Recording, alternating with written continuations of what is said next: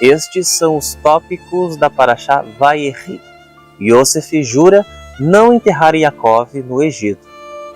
Yaakov abençoa Efraim e Menashe. Yaakov abençoa os seus filhos antes de falecer. Yaakov falece. Yosef e seus irmãos após a morte de Yaakov. E por fim, a morte de Yosef.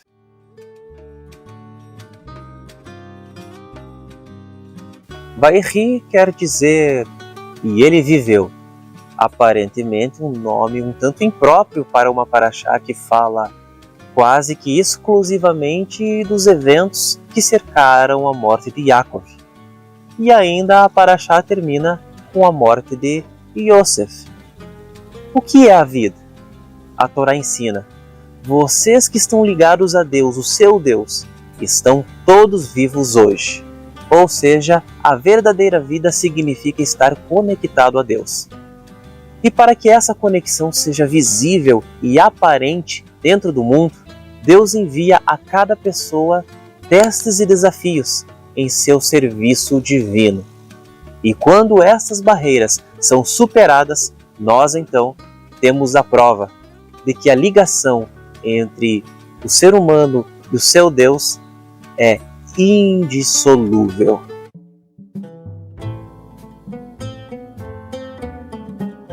O Talmud ensina que um prisioneiro não pode se livrar da prisão, ou seja, a solução para escapar de um determinado confinamento não pode vir de dentro do próprio confinamento. Ela tem de ser uma solução externa. Assim, a razão profunda por que Yaakov não quis ser enterrado no Egito é porque ele desejou promover a solução externa, espiritual, para o povo judeu deixar o Egito. Ser enterrado fora do Egito significava que Yaakov permaneceria mais elevado que o exílio egípcio, habilitando assim os seus descendentes com o potencial espiritual para emergir sobre o seu confinamento e finalmente fugir.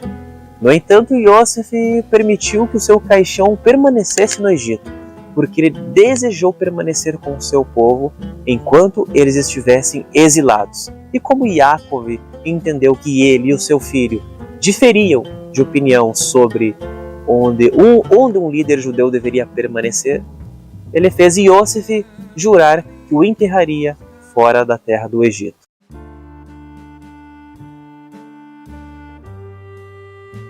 Porque os patriarcas estavam ansiosos para serem sepultados na terra de Israel, os sábios dizem que haviam duas razões pelas quais os patriarcas desejavam ser enterrados em Eretz Israel.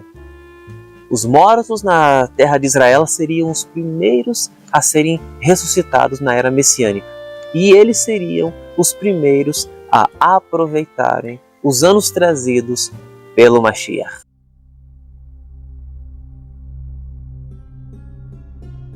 Issachar é um jumento forte. Deus é a minha luz e a minha salvação. Vida, de quem terei medo? Quão queridas são as palavras da Torá, quão amados são aqueles que estudam a Torá diante de Deus. Aquele que estuda a Torá não precisa ter medo dos malfeitores do mundo, pois ele está protegido acima e abaixo. Além disso, ele subjuga os demônios do mundo e os empurra para o grande abismo. Venha e veja. Quando a noite cai, os portões estão fechados. E cães e jumentos habitam e vagam pelo mundo.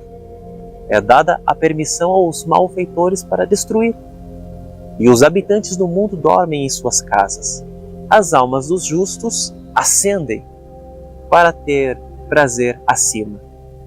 Quando o vento norte sopra à meia-noite, há um despertar sagrado no mundo, como foi explicado em vários lugares. Feliz é a porção do homem que se levanta da cama nesta hora para estudar a Torá. Quando ele estuda a Torá, ele coloca todos os demônios malignos nas covas do grande abismo e subjuga o jumento, que que o leva para as covas subterrâneas, para a sujeira, para o lixo e o esterco. Consequentemente, Issachar, que estudou Torá, subjugou o jumento e o desceu daquele nível ao qual havia subido para prejudicar o mundo, e foi trazido para o seu lugar entre os currais de ovelhas. Venha e veja, está escrito: e viu que o descanso era bom e a terra era agradável, e tornou-se servo de tributos. E ele viu que o descanso era bom, alude à lei escrita, enquanto e a terra que era agradável remete à lei oral. E ele curvou seus ombros para suportar o jugo da Torá, e apegou-se a ela dia e noite, tornou-se um servo do tributo, para servir a Deus e apegar-se a ele, enfraquecendo-se assim através disso.